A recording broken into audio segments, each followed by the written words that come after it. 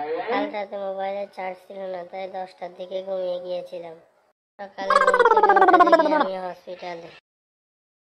আমি তো রাত 2টা ছাড়া ঘুমাই না, ভাবলো অজ্ঞান হয়ে পড়ছি নাকি। একের পর এক প্রবলেম চলেই আসছে। প্রবলেমকে আমার অ্যাড্রেসটা দিলটা কি?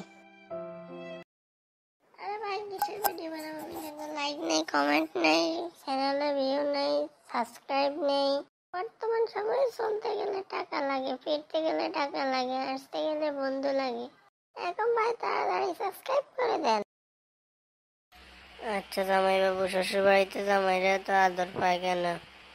কারণ শ্বশুর বাড়ির লোকেরা জানে না এই সেই মহা ব্যক্তি যে তাদের বাড়ির কালবৈশাখীকে সামলে রেখেছে।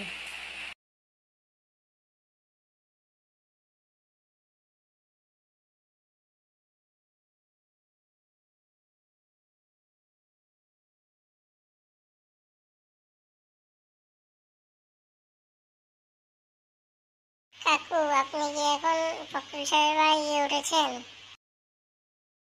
আচ্ছা, তুমি এত রাতে মেকআপ কেন করতেছো? তেমন কিছু না, ফোনটা ফেস লক দিয়ে লক করেছিলাম, এখন মেকআপ ছাড়া খুলছে না।